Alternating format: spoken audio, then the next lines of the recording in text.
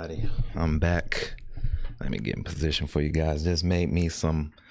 Oh, before I.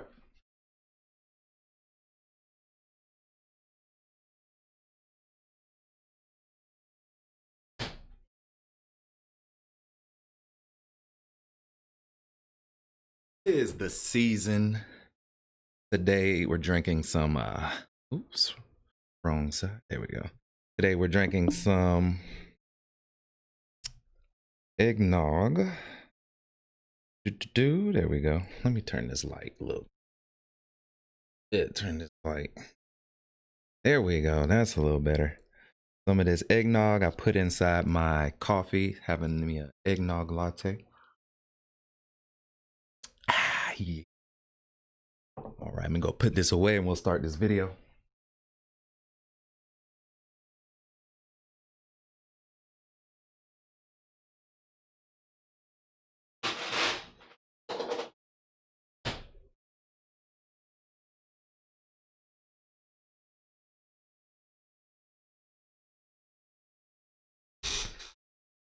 All right, here we go. There we go. All right. What's good, everybody? Welcome back to the channel. Thanks for drinking with me today. And I hope that you like this new format. I'm going to be doing this more often, creating videos like this. It allows me to get my thoughts out, get a video out a little quicker, and at the same time be able to show you right over here. What? You can't see my hand, huh? Right over here. Kind of some more visuals of what I'll be talking about and things like that. So having some fun with this software. If you guys have any experience using OBS, hit me up, let me know if I'm using it correctly. But yeah. All right, let's get into the first topic today. All right, so today's topic is about streetwear and hype beast. Now, this is something I have no experience in whatsoever. I'll be honest with you, I don't spend my money on a lot of things of this nature just because I don't earn that much money to be able to just blow it on regular everyday things that are at extraordinary prices.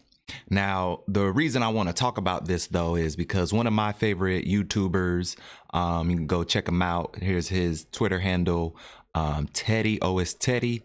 He posted today that Supreme is now owned by Vans, basically. And pretty much that's correct. Vans is owned by Vanity Fair.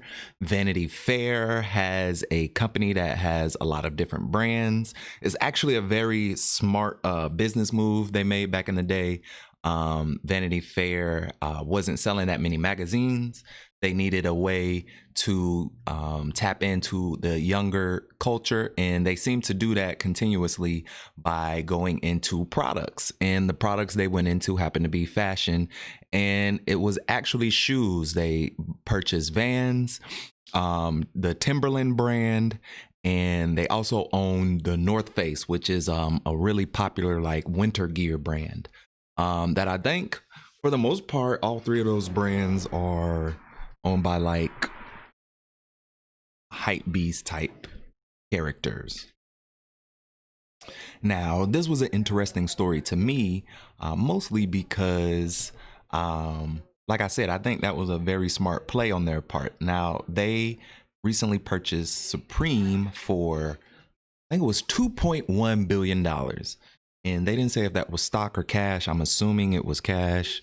But sometimes these companies like to push the line and pay for things with stock now, which I don't think is that smart depending on how you set it up business wise. But regardless, I'm not the biggest fan of Vans. I've had one pair of Vans back in the day.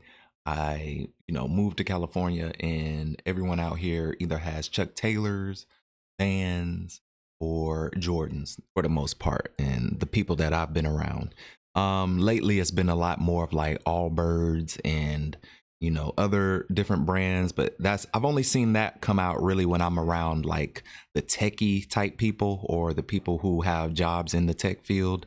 They like to, you know, wear items like Patagonia and shit like that. So they have their own style altogether as well. And when I saw Vans, they were generally connected with people who like to skateboard. I wasn't a skateboarder, a little too fat for that. First skateboard I ever had, it broke. Yep. Went down the middle. I tried to do an ollie. When I landed, had no more board. That's another story. But yeah, so now that Vans is a part of Vanity Fair, though, you know, it looks like they made a very awesome play. I think $2 billion for your shoe brand. And I think that's very, very nice come up, especially now in the COVID age. They could take that money and turn that into something else, obviously. Very reputable brand with Vanity Fair, and what they're able to do with their clothing and everything is really popular. So we'll be seeing what happens with this transition. Now, I'm not that big on the hypebeast gear for the most part, only because a lot of it is owned by these huge corporations. And if you haven't noticed, they don't care about us really, you know, and I say that because they do these limited things, these limited runs. They have people line up, charge these exorbitant fees, but it just goes back into their company, their pockets. They're not really spreading it in the community. They're not putting on any new artists, or, you know, they're not promoting new artists in that genre, which I think would be quite awesome to see a brand like Vans, you know, say, hey, this shoe is from, you know, this particular artist. You know, they get a cut of whatever they're able to sell with the shoes, and then they share that sort of promotion for other artists as well. Supreme is just like a box logo. There's no thought process in it, in my belief, you know, like maybe when it first came out, it was something original, but now it's like, come on, you got to come harder than the box logo. You got to come harder than, like, you know, just throwing Supreme on other items that are also brands themselves. It's weird in my opinion, but hey, it's working, and I would do it too if I was a corporation. But speaking from myself, you know, being a small clothing company, I cater to the fitness field, so it's already niche right there. And I'm still getting my feet wet. So if you want to buy anything, take a look at the store. Got a couple products behind me. You won't find the hoodie, but you will find the t-shirt. That's only if you become a member. But I'll be creating more and more items over time, and it's exciting to me. But for people to feel like having something from these huge companies is like the must have is kind of crazy to me. I feel like you should definitely support the smaller brands, the smaller artists, because those are the people who are going to have the most creativity for the most part. And I kind of understand why people don't really shop with those brands, because when they do get to the point where they have high demand, it's harder for them to deliver on that demand. I went through that. Basically, you know, it's not even 20 shirts, and it's like you have to kind of recalibrate how everything works for yourself, because if you don't already have 20 shirts and you don't have the income to go and purchase 20 shirts, then it comes like you have to put a customer on hold, you know, let them know that it's going to take a while for them to get their orders, whatever the case may be. There's a lot of different reasons as well. But yeah, shout out to Vanity Fair. Good work on getting that deal done for yourselves.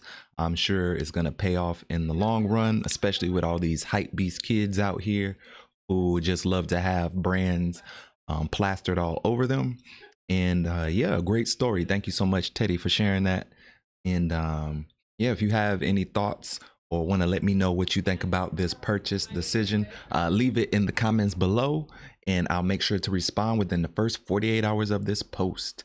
And until next time, love life.